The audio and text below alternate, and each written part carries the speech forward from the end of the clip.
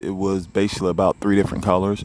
You had the factory red, and then as you see, some type of custom snake skin. I don't know what exactly it was going for, but it's hideous.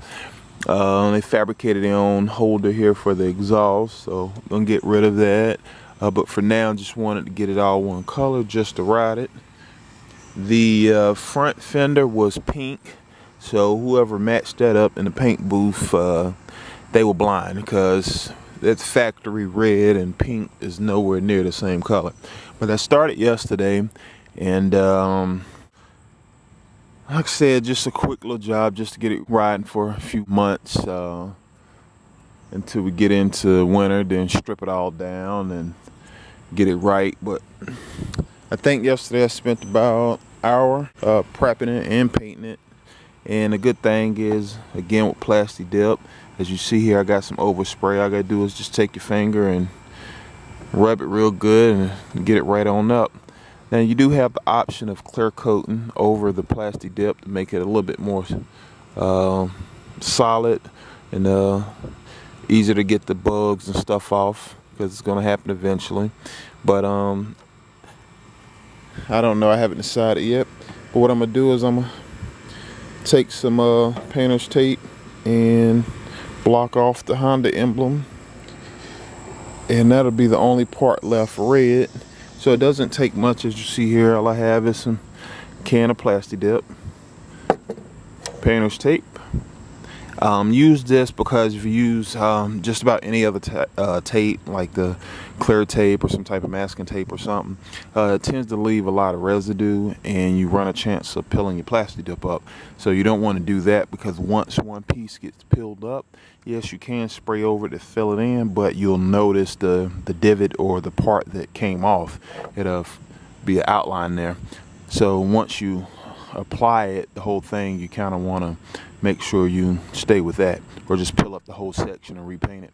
And a razor to cut around it. Now, 2 options is to just spray the whole tank and then take your razor and go around the edge and peel it up off, or you can go ahead and mask it off. But because this is pretty solid, what I'm gonna do is I'm just gonna use the tape, because it's not thick enough or raised enough off of the tank that it's going to create a good border, because once I start peeling, it's going to peel up some of the Plasti Dip off the tank, so we don't want that. But all right, I'm gonna get started on that, and then I'll show you how it looks in the end. All right.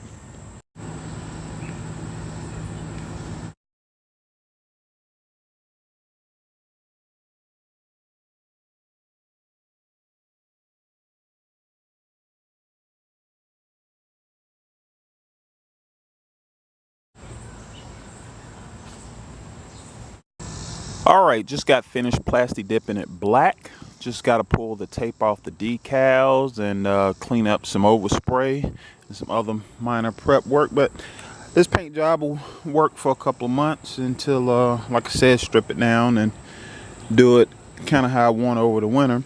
But just for now, if you have a bike that needs a pretty good paint job and you're lacking money or time, just get some Plasti Dip, and pretty much just how it turns out.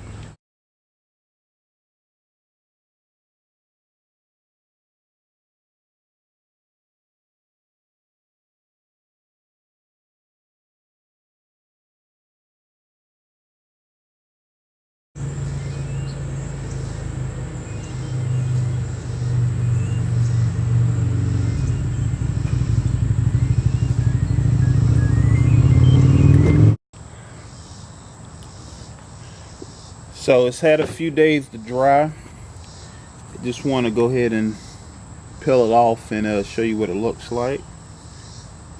Now the key is to grab a corner. Let me come around, because that side came loose. Just to grab a corner, and you want to just kind of work it back evenly. Don't snatch, because you'll rip it. It's so pliable that as long as you go slowly, it'll come right on up. And by also letting it dry for a day or so, around the borders, it started to peel back anyway because of the tank guard sits so high up off of the tank that it kind of doesn't want to round the, I guess, the corners and the Plasti Dip and keep it the tank and the tank guard together evenly. So basically what I mean is it draws inward, so it kind of separates for you. But if I'd have done 3 or 4 coats, it would have been thick enough to not draw back. But like I said, this is not meant to be permanent by any means. It's just for a couple of months, and I want it to be able to easily get the Plasti Dip off when I paint it in the winter, and not have to use so much effort by doing multiple coats.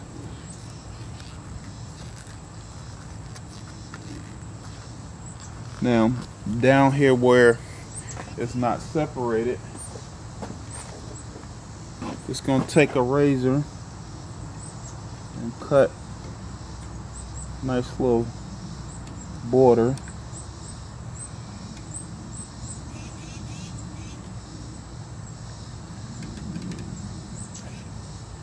Now, if this was your factory paint job and you just want to put the Plasti Dip and then come back and tear it all off and say sell it, and you want to leave the factory colors, then you wouldn't want to cut like I'm cutting with the razor, because you're gonna inevitably scratch the tank when you cut too deep. But because all this is going to be stripped off and painted anyway, the small little scratches that I do put on is no big deal, because this is all going to get sanded off anyway.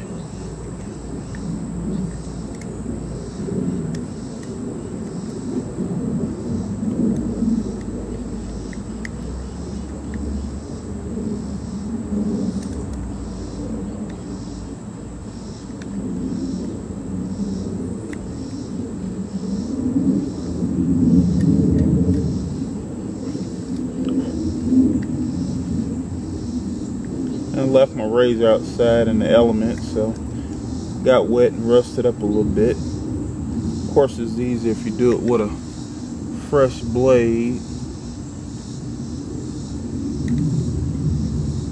The sun's out and I'm ready to ride, so patience is a virtue though when it comes to prep work. Being in a rush, you'll kick yourself for it, because you end up spending more time going back over things. But I'm not one of those guys that's a stickler for everything having to be perfect on my cars and bikes, because at the end of the day they're meant to be driven or rode, and it's for enjoyment. So you'll never catch me spending 3-4 hours like some guys washing their bikes and make sure they get all the bugs and grime out of spokes and off the chrome and all that nonsense.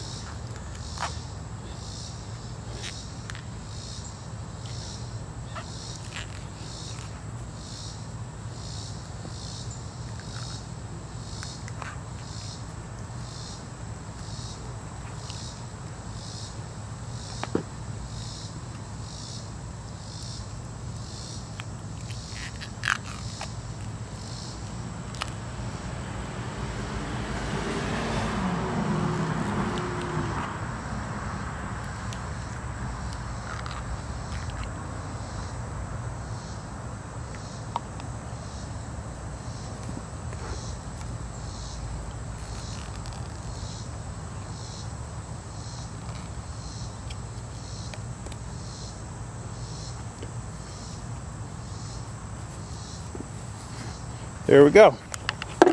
So that's how it looks. And some little minor things like this to keep in mind. As I noticed with the R1 or Plasti Dip, if you're not going to put a clear coat, you might want to do some extra coats of the Plasti Dip around the saddle area, just because of your pants are rubbing between here and here, of course, and so you're going to scrape off the paint in this area without a clear coat. So keep that in mind. Do extra layer there. If you really take your time, properly tape everything off, you should spend no more than about 2 hours of prep work, another hour and a half for painting between coats, because you can apply a coat every 10-15 minutes at most. So complete job from beginning to end, if you really take your time, is about 4 hours at the most. I'm gonna come back just to give you an overview. I think the accent is good with the factory red on the Honda, matching the tank guard, which is pretty close to the factory red. So all in all, it's a decent look between the flat black and the kind of a cherry red. But anyway, thanks for taking the time to check out the video. Take care.